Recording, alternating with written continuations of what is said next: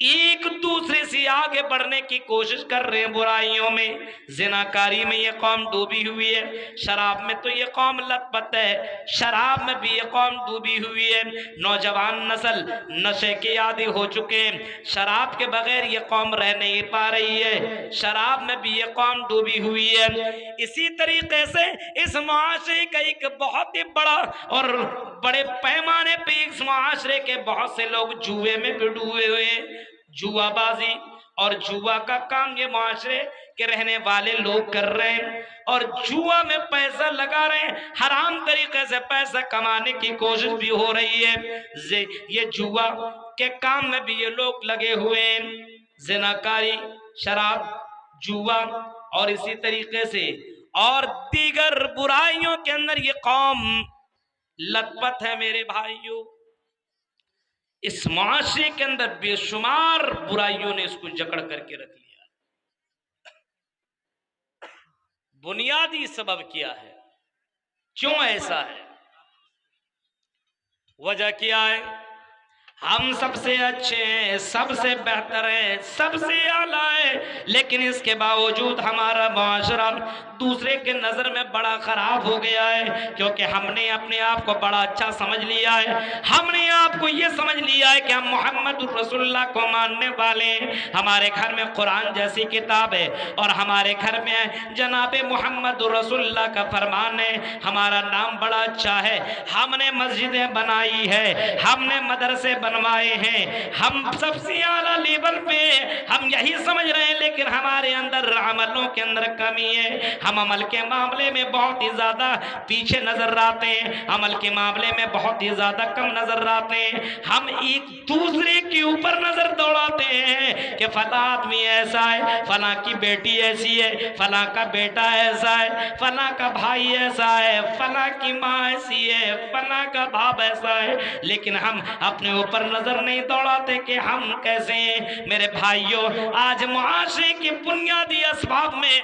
इस्लाह की असबाब में पहला सबब यह कि हमने अपने घर को तो डेकोरेट कर लिया, घर के अंदर तो हमने अच्छा अच्छा सामान लगाया। अगर हमारे घर के अंदर कोई गड़बड़ी हो, मिस्त्री को बुलाते, अपना घर बनवाते।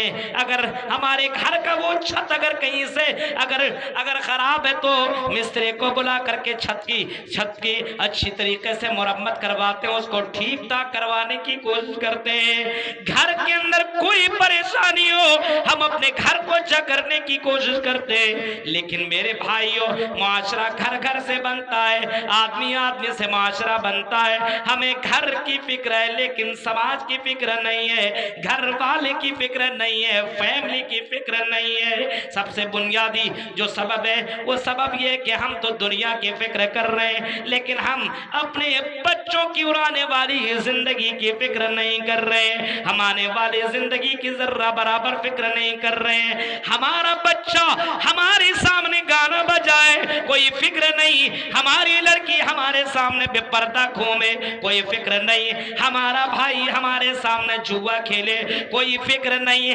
आजान होती है, मुअज्जिन अल्लाहु अकबर की सदाएं लगाता है, हम अपने घर के बाहर में बैठ कर के आजान का जवाब भी नहीं देते। मस्जिदें वीरान है, हमें जर्रा बराबर भी फिक्र नहीं है। हम तो अपने घर की फिक्र करते हैं, हम तो अपने बाइक की, अपने गाड़ियों की फिक्र करते हैं, हम तो अपने सामान की फिक्र करते हैं। लेकिन भाइयों, हम और आप मुआशरे की, घर की, घर वाले की, फैमिली की हमें फिक्र नहीं है। कुरान चीख के कहता है, या अय्युहल्लज़ीना आमनू क़ु अनफुसकुम व अहलीकुम नारा, ऐ मोमिनो तुम अपने आप को और अपने फैमिली वाले को जहन्नम से बचाओ।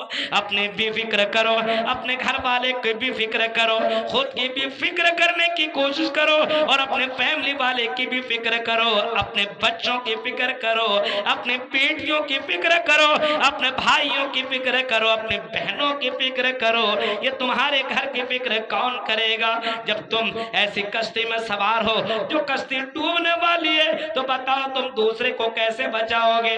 अल्लाह कह रहा, मेरे बंदो, खुद को और अपने फैमिली को, दोनों को जहन्नम की आग से बचाओ।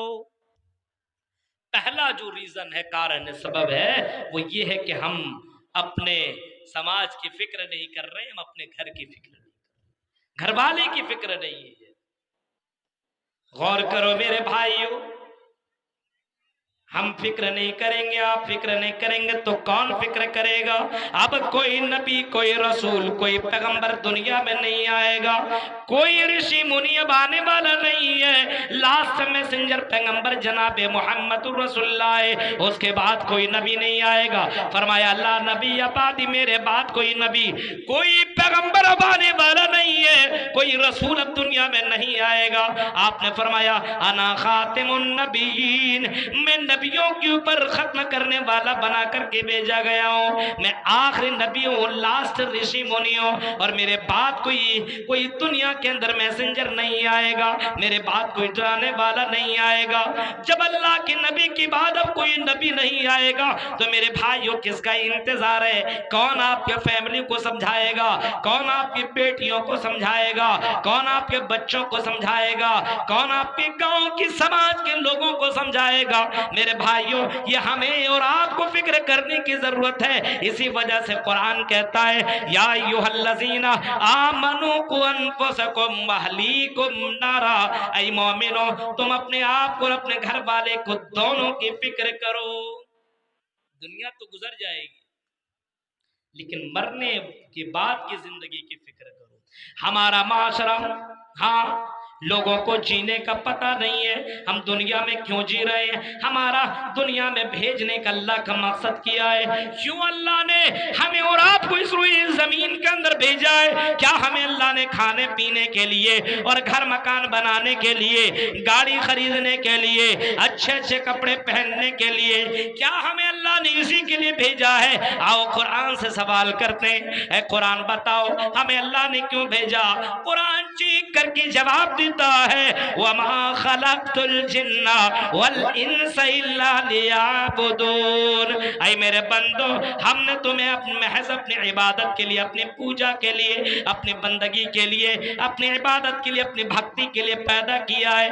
ऐ मेरे बंदो, हमने तुम्हें अपनी इबादत के लिए पैदा किया है। अब हर कोई अपनी जिंदगी में गौर करे, क्या हमें अल्लाह ने अपने मकसद के पैदा किया? क्या हम अल्लाह ताला की इबादत करते हैं कि नहीं करते हैं? सुबह के वक्त, फजर के वक्त आजान होती है, अस्सलातु खैरुम मिनन नौम, अरे नींद से बेहतर नमाज है, आओ नमाज के लिए। क्या हम अपने बिस्तरों को छोड़ करके नमाज के लिए निकलते हैं? क्या हमारे बच्चे नमाज के लिए निकलते हैं? क्या हमारी बीवी नमाज के लिए उठती है? क्या हमारी बेटी नमाज के लिए उठती है? क्या हमारा बेटा नमाज के लिए उठता है? मेरे भाइयों, जिस मकसद के तहत अल्लाह ने हमें पैदा किया वो मकसद ही हम पूरा नहीं कर रहे हैं, और हम उस बात की भी जरा बराबर भी फिक्र नहीं कर रहे हैं। हम भी खुद नमाज नहीं पढ़ रहे, हमारा फैमिली भी नमाजी नहीं है, और जिस मकसद के तहत अल्लाह ताला ने हमें भेजा है उसकी जर्रा बराबर हमें परवाह नहीं है। तो मेरे भाइयों, समाज के अंदर इस्लाह हो तो इस्लाह कैसे हो? इस्लाह कैसे हो? अब आपके घर की फिक्र लगी रहती है, ये सामान, ये सामान, ये सामान सब आप ला करके देते, तब आपके घर के अंदर खाना बनता है।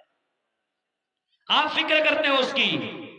हमें कल उठना है, सुबह में कमाने के लिए जाना है, यहाँ से कटिहार जाना है, वहाँ पे काम करके हमें आना है, तब हमारे बच्चों को खाना मिलेगा। आपने रात में प्लानिंग बनाई, आप दुनिया के लिए आप प्लानिंग बना रहे हैं, आखिरत के लिए प्लानिंग नहीं बना रहे।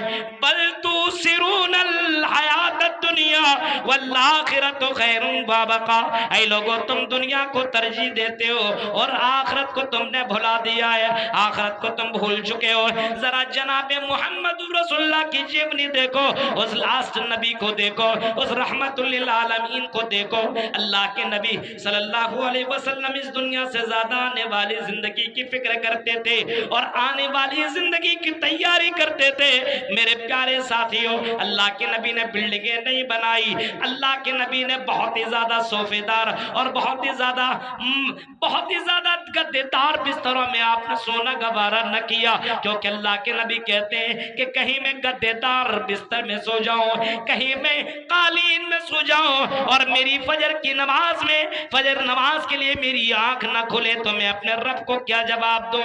ये मोहम्मद रसूलुल्लाह है जिसकी उम्मती हम और आप हैं। वो नबी कह रहे हैं आयशा, मेरे लिए गद्देदार बिस्तर मत मत बिछाओ, कहीं मेरी नींद लग जाए और मैं तहज्जुद नमाज के लिए उठ ना पाऊं। ये नमाज अल्लाह को बहुत ही ज्यादा पसंद है। किसी ने कहा कि अल्लाह के नबी, आप चटाई में लेटते और चटाई के निशानात आपके पीठ के ऊपर पड़ जाते हैं। ऐ मोहम्मद सल्लल्लाहु अलैहि वसल्लम, अगर आप कहें तो आपके लिए मैं गद्देदार बिस्तर किल्ला ला करके दे दो। आपने जवाब दिया था, माली वल दुनिया, हमें माल और दुनिया से क्या मतलब है? अरे इस माल से हमें क्या मतलब है और इस दुनिया से हमें क्या मतलब है? आने वाली जिंदगी की मैं फिक्र करता हूँ। अल्लाह के नबी सल्लल्लाहु अलैहि वसल्लम के साथ कुछ सहाबा सफर कर रहे हैं, सहाबा कराम उनके साथ जा रहे हैं। नबी अकरम की नजर एक मरी हुई बकरी के ऊपर पड़ती है। आपने सहाबा से कहा कि मेरे साहबियों, ये बताओ इस मरी हुई बकरी को कौन किसने में कितने में खरीदेगा? सहाबा ने कहा कि अल्लाह के नबी, ये तो मर चुकी है, ये तो बकरी मरी हुई है। अल्लाह के नबी फ्री में दे, फिर भी हम इस बकरी को लेने को तैयार नहीं है। कोई फ्री में दे दे, फिर भी हम इस बकरी को लेने को तैयार नहीं है। अल्लाह के नबी ने नजरें आसमान की तरफ उठाई और आपने फरमाया, ओ मेरे सहाबियों गवार है ना, ओ मेरे सहाबियों गवार है ना, गवार है ना। तुम्हारी नजर में जितनी ये बकरी हकीर है, जितनी ये बकरी तुम्हारी नजर में जितना कम वैल्यू है, तुम्हारी नजर में इस बकरी का कोई वैल्यू नहीं है, कोई दाम नहीं है, कोई कीमत नहीं है, कोई मर्तबा नहीं है। तुम इसको फ्री में भी लेने को तैयार नहीं हो। आई मेरे साहबा, याद रखना, अल्लाह की नजर में ये दुनिया, जिस दुनिया से इतनी मोहब्बत तुम करते हो, ये दुनिया अल्लाह की नजर में इस मरी हुई भी बकरी से भी ज्यादा हकीर है। मेरे प्यारे साथियों, गौर करो, अल्लाह के नबी इस दुनिया से ज्यादा आने वाली जिंदगी की फिक्र करते थे और सहाबा को भी कहा करते थे, ओ सहाबियों उस आने वाली जिंदगी की फिक्र करो।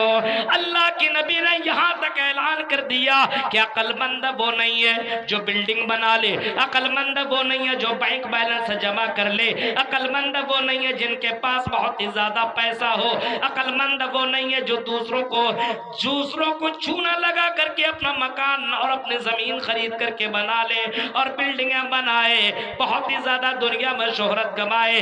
आपने फरमाया, अल कय्यिसु मन दान नफ्सहु व आमिल लिमा बादल मौत, मरने के बाद की जिंदगी की जो तैयारी करता हो, मरने के बाद की जिंदगी की जो तैयारी करता हो, मरने के बाद की जिंदगी के बारे में जो सोचता हो और उसके लिए तैयारी कर रहा हो, सबसे बड़ा चतुर और सबसे बड़ा चालाक और सबसे ज्यादा होशियार आदमी वही है जो मरने के बाद की जिंदगी की तैयारी कर रहा हो। ये जनाबे मोहम्मद रसूलुल्लाह सल्लल्लाहु अलैहि वसल्लम अपने सहाबा को बाकायदा ये सब बातें बता रहे हैं।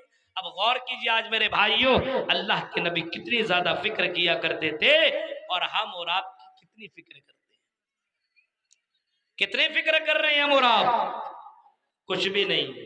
घर की फिक्र है, घर वाले की नहीं।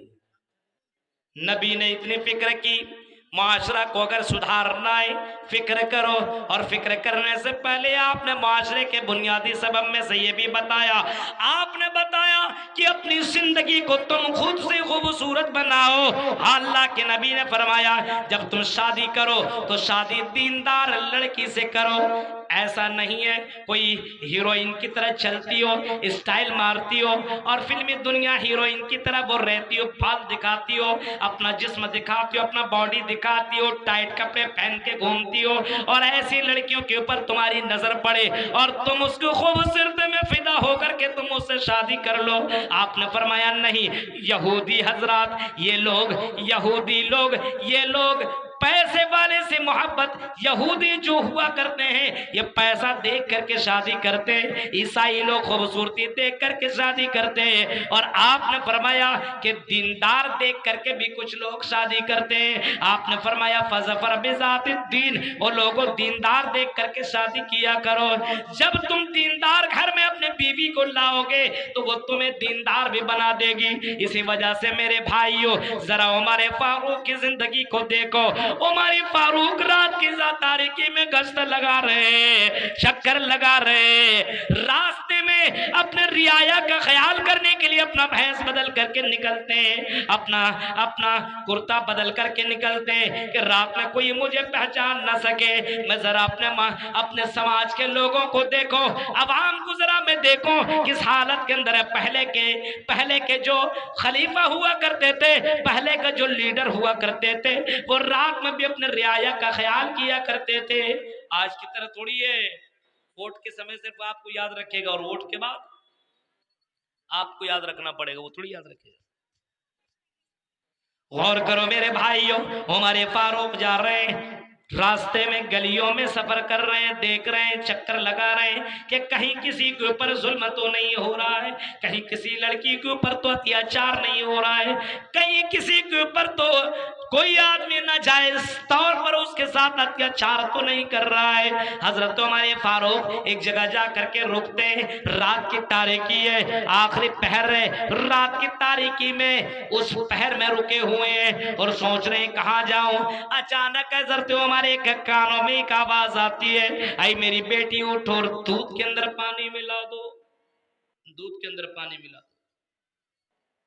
जवान बेटी 18-20 साल की उठती है और कहती है कि आई मेरी माँ, क्या आपने उमर फारूक का वो ऐलान आपने नहीं सुना है? क्या आपने उमर फारूक का वो ऐलान नहीं सुना है? वो मैसेज आपके कानों से नहीं टकराया है? हजरत उमर फारूक ने तो ऐलान किया है कि कोई दूध के अंदर पानी मिलाएगा तो उसको इतने इतने कोड़े बरसाए जाएंगे, उसको इतने इतने डंडे पड़ेंगे, उसको इतने इतने मार लगेगी। क्या मेरी माँ तुमने ये सुना नहीं है? माँ जवाब देती है, हाँ मेरी बेटी, मैंने तो ये ऐलान सुना है, लेकिन आई मेरी बेटी तुम्हें मालूम है हमारे फारूक यहाँ नहीं है, हमारे फारूक के सिपाही यहाँ नहीं है, हमारे फारूक तो हमें देख नहीं रहा है। रात की तारीकी में अगर हमने दूध में पानी मिला दिया तो आई मेरी बेटी कौन जानेगा, किसी को तो पता ही नहीं चलेगा, हमें पैसे ज्यादा मिलेंगे, हमें प्रॉफिट ज्यादा होंगे, हमें दीनारों दिरहम ज्यादा मिलेंगे। आई मेरी बेटी उठो और दूध के अंदर पानी मिला दो। लड़की 17-18 साल की है, जवाब देती है मेरी माँ हम मुसलमान है। आई मेरी माँ चलो, हमारे फारूक हमें देखे या ना देखे, हमारा अकीदा इतना मजबूत है, हमें पूरा यकीन है कि रब्बी जुल जलाल अर्श के ऊपर होते हुए हमारी हरकतों को अल्लाह रिकॉर्ड कर रहा है। आई मेरी माँ कल कयामत के दिन अपने रब को मैं क्या जवाब दूंगी? आई मेरी माँ तुम क्या जवाब दोगी? अल्लाह के सामने क्या जवाब दोगी?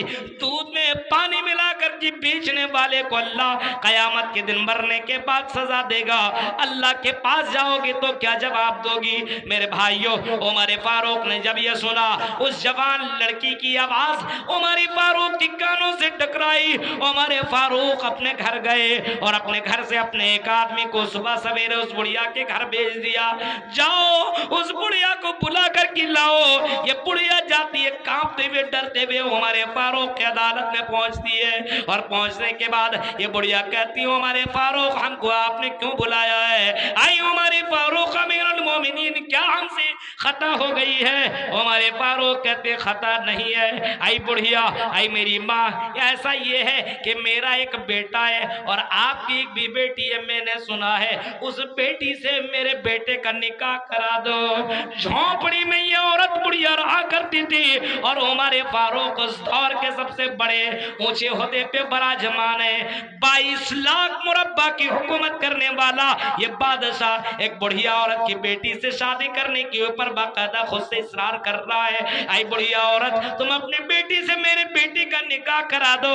बुढ़िया कहती है हमारे फारूक आप तो अमीरुल मोमिनीन है, आपके पास तो इतने ज्यादा पैसे हैं, आप तो इतने ज्यादा जगहों की आप बाकायदा गवर्नर है, आप इतने ज्यादा मुल्कों के बाकायदा 22 लाख मुरब्बा मील की हुकूमत करने वाले आप हैं। आए अमीरुल मोमिनीन, आप मेरी बेटी से और आप अपने बेटे से मेरी बेटी के साथ निकाह क्यों कराना चाह रहे हैं? हमारे फारूक की आंखों में आंसू आ गए। हमारे फारूक कहते हैं आई बुढ़िया, रात की तारीकी में वो वाकया और तुम दोनों के दरमियान गुफ्तगू होने वाले जुमले मैंने सुन लिया था, मैंने सुन लिया था। और मैंने सुना तुम्हारी बेटी तुम्हें अल्लाह का डर दिला रही है। तुम्हारी बेटी कह रही है माँ इस रात की तारीकी में तुम गलत काम मत करो, अल्लाह ताला देख रहा है। जब तुम्हारी बेटी इतनी दीनदार है तो तुम्हारी बेटी मेरे बेटे को दीनदार बना देगी। अपने बेटी का निकाह मेरे बेटे से कर दो। ओ यूसुफ टोला के लोगों, अहमदाबाद के लोगों, दीनदारी को देख करके उमर फारूक अपने बेटे का निकाह कर रहे हैं। 22 लाख मुरब्बा के ऊपर हुकूमत करने वाला बादशाह एक झोपड़ी में रहने वाली लड़कियों से शादी करा रहा है। दीनदार की वजह से ये काम कर रहे हैं। तसव्वुर करो मेरे भाइयों, आज हमारी नजर अमीर लड़कियों के ऊपर पड़ती है, आज हमारे ऊपर कॉलेजों में पढ़ने वाली लड़कियों के ऊपर है, जिसका बाल दिखता है, जिसका जिस्म दिखता है, जो बेदीन है, न नमाज है, न रोजा है, न कुरान की तिलावत है, और ऐसी लड़कियों से शादी करोगे तो मेरे भाइयों जरा बताओ तेरा घर दीनदार कैसे बनेगा। अल्लाह के नबी फरमाते हैं ऐसी लड़की से शादी करो जो तुम्हें आखिरत के कामों में सपोर्ट करने वाली हो। आपने फरमाया 3 चीजें जमा कर लो, लियत्तखिज़ा अहदुकुम क़ल्बन शाकिरा, ऐसा दिल अपने जिंदगी में लाओ जो दिल पे अल्लाह का शुक्र करने वाला हो। वलिसानन ज़ाकिरा, ऐसी जबान अपनी जिंदगी में बनाओ कि अल्लाह का नाम लेने वाली वो जबान हो, अल्लाह का जिक्र करने वाली वो जबान हो। व ज़ौजतन मुमिनतन तुईनुहु अला अम्रिल आखिरा, फरमाया ऐसी बीवी एक्सेप्ट करो, ऐसी लड़कियों से शादी करो जो आखिरत के कामों में सपोर्ट करने वाली हो। नमाज न पढ़ो तो तुम्हें नमाजी बना दे, दीन का काम न करो तो तुम्हें दीनदार बना दे। एक औरत ये सारा काम करवा सकती है, एक मर्द को दीनदार एक लड़की बना सकती है, एक लड़की अपने शौहर को चाहे तो दीनदार बना सकती है। मेरे भाइयों, तो दीनदार लड़कियों से शादी करोगे तो तुम्हारी आखिरत संवर जाएगी, तुम्हारी आखिरत सुधर जाएगी। अल्लाह के नबी फरमाते हैं कि अगर तुम्हारे अंदर सुधार पैदा करना है तो दीनदार लड़कियों से शादी करो। आज हमारे यहाँ दीनदार नहीं, मालदार। कौन कितना देगा, हाँ किसके घर में कितना माल मिलेगा, बताइए, गौर कीजिए। यहाँ ये मामला है। अब उस दीनदार लड़की को घर में लाओगे, वो तेरे घर के अंदर आएगी, जब आपस में मुलाकात करोगे तो वो दीनदार लड़की तुम्हें मिलने की भी दुआ सिखाएगी। अगर तुम्हें मालूम नहीं है तो वो बोलेगी ये दुआ तुम भी पढ़ो हम भी पढ़ें। जब दोनों आपस में मुलाकात करोगे, उस दुआ के साथ जब मुलाकात करोगे तो मेरे भाइयों आपके दोनों के मिलने से अल्लाह ताला पेट के अंदर हमल ठहराएगा और बच्चा अल्लाह ताला उस पेट के अंदर अल्लाह ताला रख देगा। और जब वो बच्चा आगे बढ़ने लगेगा, औरत के पेट के अंदर बच्चा है, अब वो औरत दीनदार है, कुरान की तिलावत कर रही है, असर हो रहा है, वो औरत नमाज पढ़ रही है, बच्चे के ऊपर असर हो रही है, वो औरत अल्लाह का नाम ले रही है, असर हो रहा है। मेरे भाइयों तसव्वुर करो, गौर करो, बच्चे की परवरिश वहीं से हो रही है। अब ये बच्चा और माँ के पेट के अंदर है, माँ दुआ कर रही है और बाप भी दुआ कर रहा है, रब्बी हबली मिनस सालिहीन, ऐ अल्लाह तू मुझे दीनदार बेटा अता फरमा, ऐ अल्लाह तू मुझे नेककार लड़की अता फरमा, ऐ अल्लाह नेक औलाद अता फरमा। मेरे भाइयों दोनों ये दुआ मांगते हैं तो मेरे भाइयों अल्लाह ताला दीनदार बेटा देता है। दीनदार बेटा दुनिया के अंदर आया, अब उस बच्चे की परवरिश हो रही है। अल्लाह के नबी फरमाते हैं बच्चा पैदा हो और जब बच्चा बोलने, जब 7 दिन का हो जाए उसका अकीका करवाओ, उसका प्यारा नाम रखो। जब बच्चा बोलने के लायक हो तो उस बच्चे से अल्लाह अल्लाह बुलवाओ, और जब बच्चा थोड़ा सा और बोलने लगे तो ला इलाहा इल्लल्लाह बुलवाओ। अब बच्चा और बड़ा हो गया, अब ये 7 साल का हो गया है। अब बच्चा को बोलो कि नमाज पढ़ो, उसको अल्लाह के बारे में बतलाओ, उसको मरने के बाद की जिंदगी के बारे में बताओ, उसको जहन्नम के बारे में बताओ, उसको जन्नत के बारे में बताओ।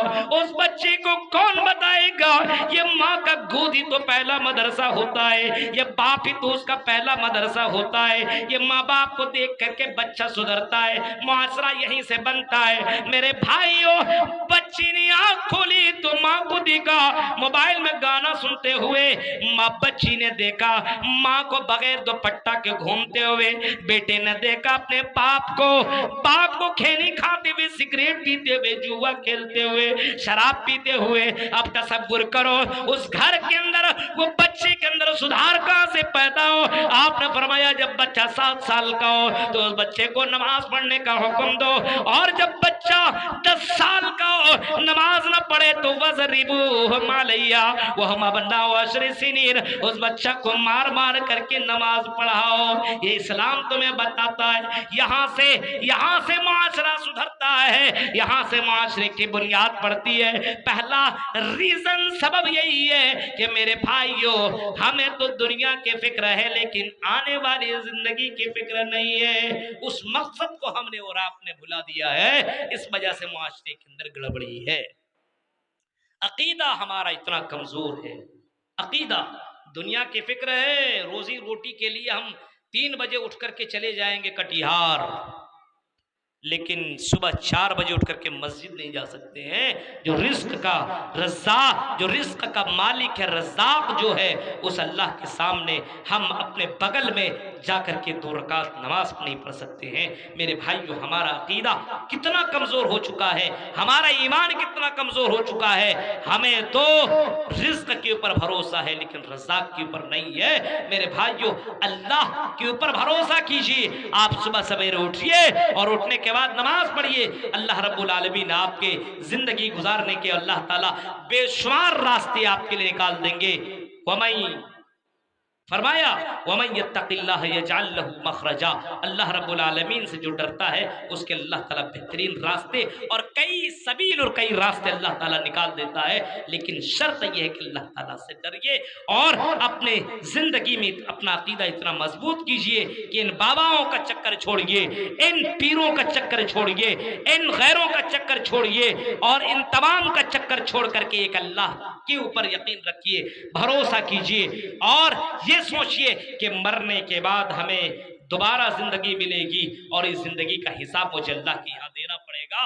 तो मेरे भाइयों, माशरे के बुनियादी असबाब में से पहला सबब यही है कि हम इस दुनिया की फिक्र कर रहे हैं आने वाली जिंदगी के लिए। मरने का कोई फिक्र ही नहीं है।